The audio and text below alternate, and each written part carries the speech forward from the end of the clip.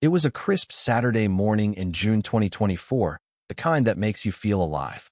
I was out back at my late granddad's cabin in Willow Creek, a quiet little town tucked away in the rolling hills of Northern California. The air smelled of pine and promise, and I was firing up the grill, ready to cook some ribs with Granddad's secret spice rhubarb recipe he swore by since the 60s. My name's Ethan Caldwell, a web developer who traded city noise for this slice of peace after losing my parents in a wreck 3 years back. When Granddad passed last winter and left me this cabin, I thought I'd found my refuge.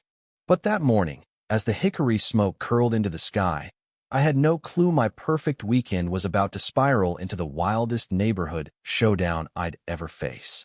I was flipping the ribs, admiring that golden crust you only get with patience, when I heard its deliberate footsteps crunching on the gravel path. Not the friendly kind, either. These steps had a mission, like someone was marching to war. I looked up, and there she was, Diane Harper, mid-50s, decked out in a pristine yoga outfit that probably cost more than my grill. Her auburn hair was clipped into a severe bob, and she was already holding her phone, filming me like I was some backwoods criminal. "You're breaking HOA fire codes," she barked, her voice dripping with the kind of smug authority that comes from years of bossing people around. "This is a danger to the entire community." I glanced at my little fire, safely tucked in the stone pit Granddad built decades ago, then back at her.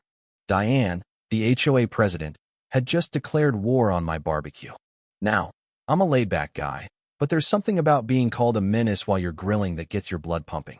"Morning, Diane," I said, flashing a grin and waving my tongs. "Want a rib?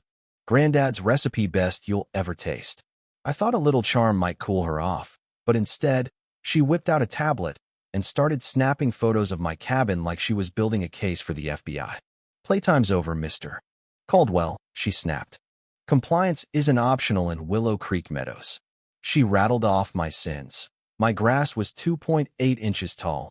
Apparently, 2.5 is the holy grail. My cabin's cedar brown paint wasn't committee approved. And get this, I'd set my trash cans out 20 minutes early last Tuesday. I stood there, tongs in hand, as she documented my life like a suburban spy. Then, to my absolute shock, she dialed 911. "I'm reporting a fire hazard and multiple code violations," she said, glaring at me like I was torching the neighborhood. I pulled out my phone and started recording too, because no one would believe this without proof. 15 minutes later, Officer Ramirez rolled up, looking like he'd rather be anywhere else. He took one look at my fire pit, then at Diane, who stood there with her arms crossed like she'd busted a drug cartel. "Ma'am," he said, his voice heavy with the exhaustion of dealing with nonsense. "Contained fires in approved pits are legal." Diane's face turned beet red, but she didn't back down. She pivoted to her list of petty complaints: grass, paint, trash cans. Ramirez just rubbed his temples. "Those are HOA issues, not police business," he said, already heading back to his cruiser. But as he left, he asked Diane something that stuck with me. "Is this the first time you've called about Mr. Caldwell?" She hesitated, just a split second, and that's when I knew she'd been watching me since I moved in 3 months ago, waiting for her moment. As Diane stormed off to her sprawling 2-story house across the development, I noticed something odd. Her sleek asphalt driveway curved right through what looked like my property line, based on the old wooden stakes I'd seen around the cabin. It was probably nothing, just the way the neighborhood was laid out when they built it in 2010. But as I watched her disappear behind the oaks, that thought gnawed at me. Standing there, ribs cooling on the grill, I couldn't shake the feeling that something was off. If I thought Diane's 911 call was the end of it, I was dead wrong. Come Monday, I found a violation notice under my windshield wiper, a $250 fine for excessive grass height. Tuesday brought a $350 fine for unauthorized outdoor cooking causing odor nuisance. Wednesday hit me with $300 for non-compliant exterior paint. Thursday was $200 for improper trash placement.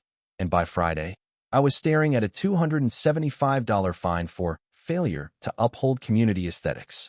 That's $1,375 in a week, spread across my kitchen table like a financial death sentence. As a freelancer, I didn't have that kind of cash lying around. Worse, I was terrified I might lose the cabin, the last piece of my family, the place where I'd learned to grill with Dad, where Granddad told stories of building this place with his own hands. I spent Friday night Googling HOA horror stories, reading about families bankrupted over mailbox colors or unpaid fees. Diane wasn't just being a pest.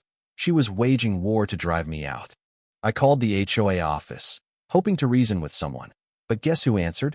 Willow Creek Meadows, Diane speaking. Her voice was ice cold, and when I tried to explain I was still learning the rules, she cut me off. Pay the fines or face legal action, Mr. Caldwell. Standards aren't negotiable. I hung up, feeling like I'd been punched. That evening, I stepped outside for air and ran into my neighbor, Mrs. Clara, a kind old lady tending her roses. When I mentioned Diane, her face softened with pity. "Oh, Ethan, she wasn't always like this," she whispered. 4 years ago, she lost $60,000 in a shady land deal, her whole savings. After that, she got obsessed with controlling everything. Like if she could enforce every rule, she'd never get hurt again. It was the first time I saw Diane as more than a tyrant, but it didn't fix my problem, a pile of fines I couldn't pay. By Saturday, I was drowning in stress, staring at a photo of Dad teaching me to grill on this very spot. I hadn't lit the fire pit in days, mowed my grass to a precise 2.4 inches, even took down the hand-carved Caldwell cabin sign Granddad made, just to avoid more fines. I watched Diane cruise by in her BMW, inspecting my compliance with a smug nod. Later, I overheard her telling a neighbor, "See how fast people shape up with proper guidance." I felt like a whipped dog, powerless against her HOA machine. Then, Wednesday night, everything changed. While stress cleaning the garage, I found Granddad's old toolbox, a beat-up metal case from the 70s. Inside, wrapped in a plastic tube, was a 1976 survey map of the 2.5-acre lot, with precise measurements and a note in Granddad's scrawl. "Ethan, if anyone messes with you about this land, remember, your great-grandfather mapped this in 1943.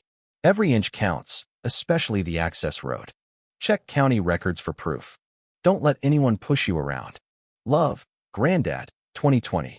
My heart raced as I studied the map. Diane's driveway cut 45 feet through my property, from the main road to her house. The woman who fined me over grass height was trespassing on my land every day for 14 years. I barely slept, cross-checking the map against landmarks. Thursday, I made copies and drove to the Willow County Records office, hands shaking. The clerk, Sarah Nguyen, marveled at the map's detail.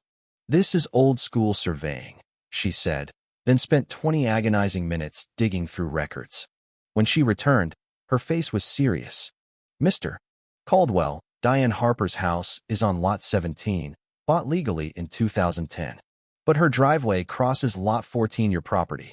The developers never secured an easement." I walked out with official documents, my head spinning. Diane, the HOA queen, was a trespasser. She didn't know it yet, but her campaign was about to implode. That afternoon, she upped the ante with a certified letter threatening a $6,000 lawsuit for persistent noncompliance. Friday, she reported me to the city for illegal waste disposal, aka barbecue paper towels. She was telling neighbors I was ruining property values, turning the community against me. But I was ready.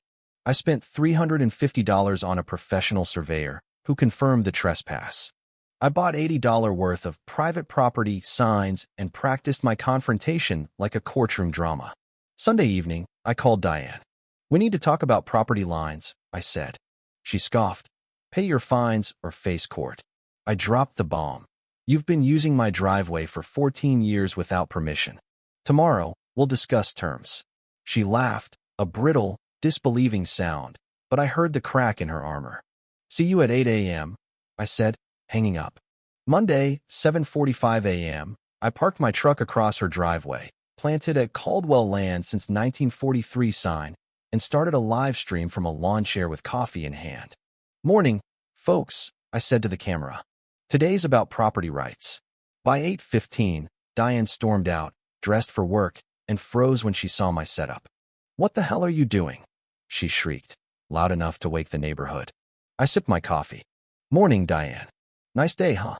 I showed her the surveyor's report, highlighting her trespass. This isn't a public road. It's mine. She called 911, ranting about hostage situations. Neighbors gathered, phones out, as my stream hit 15,000 viewers. Comments exploded. Get her, Ethan. This is epic. Officer Ramirez arrived, déjà vu in his eyes. He studied my documents, then turned to Diane. Ma'am, this driveway is on his property. Her face went ghost white. Impossible, she screamed. I'm the HOA president. But the facts didn't care. She tried to drive her BMW through my grass, but Ramirez stopped her. That's trespassing, ma'am. Diane's meltdown was legendary, screaming about community standards, while neighbors filmed and laughed. She paid $50 for a rideshare to work, muttering about lawsuits as she left. My stream went viral, hitting 2.8 million views by dusk.